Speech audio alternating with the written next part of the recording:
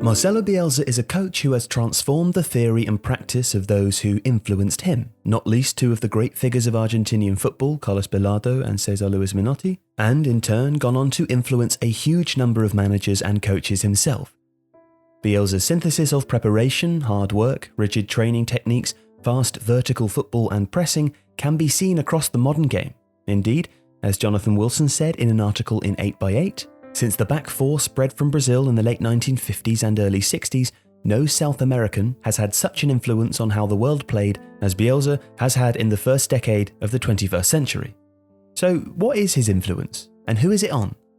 Alongside the methodologically rigorous training, opposition analysis and emphasis on commitment, hard work and fitness, it's worth laying out a basic sense of Bielsa's tactical style.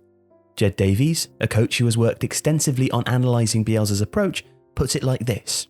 Bielsa's preferred approach is one that looks to overload the defensive third with his spare man philosophy when in possession, and in the final third, Bielsa is known to employ an enganche y tres punta system, one playmaker and three forwards. He also looked to cut the time taken in transition, the time in between the two formations, defensive and attacking. This is achieved with verticality, transitioning at pace between defence and attack, employing midfielders as defenders to ensure that he has ball players capable of passing from deep and moving intelligently to create such overloads, and emphasising rotation among positions.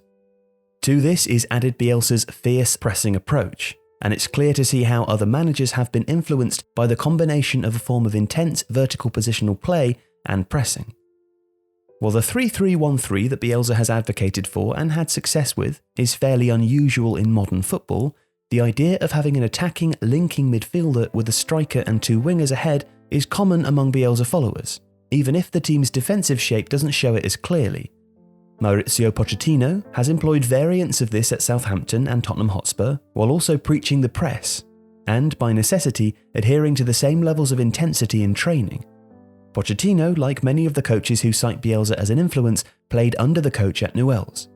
Indeed, Bielsa seems to have marked Pochettino out early as a natural leader and intelligent analyst of the game, getting him to produce and present opposition analysis even as a teenager.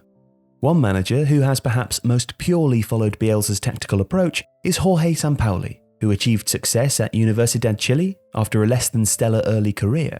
Jonathan Wilson has said of that side, "For a time in 2011, La U were easily the best side in South America and on form, one of the best in the world. The principles were overtly Bielsista, high pressing, triangles of passes and vertical attacks down the flanks. And like Bielsa, Sampaoli is a great researcher of the opposition." Sampaoli, a self-confessed Bielsa disciple, went on to follow his mentor in managing the Chilean and Argentine national sides and is now at Santos in Brazil. Another manager who did not play for Bielsa but has been hugely influenced by him is Pep Guardiola. Guardiola, who has refined positional play into an almost overpoweringly dominant style during his tenures at Barcelona, Bayern Munich and Manchester City, visited Bielsa in Argentina in 2006 for advice. Guardiola has stated that Bielsa is the best coach in the world. It's important for me to say this about Marcelo because it doesn't matter how many titles he's had in his career, we are judged by that, but that is much less influential than how he has influenced football and his football players. Indeed, while Guardiola has the perhaps curious trait of not signing players he's worked with at former clubs, he has signed former Bielsa players a number of times, including Benjamin Mendy, Javi Martinez and Aymeric Laporte, a testament to how highly he values Bielsa's input on a player's development. And Bielsa's former players have certainly gone on to embody many of his traits, often with far more success in terms of titles.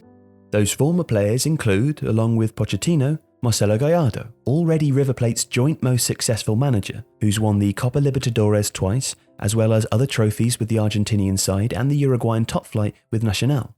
Diego Simeone, the Atletico Madrid manager, who's won 2 Europa Leagues, La Liga, and 2 titles in Argentina, and whose assistant manager, Germán Burgos, is also a former Bielsa player. Tata Martino, who has won domestic leagues in Argentina, Paraguay and the United States, as well as managing Barcelona and coming second in the Copa America twice with Argentina. Matias Almeida, currently with the San Jose Earthquakes, and a former CONCACAF Men's Football Coach of the Year who won 5 titles with Guadalajara.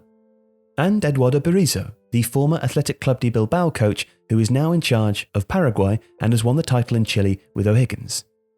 There are less well-known managers or coaches who played under Bielsa too.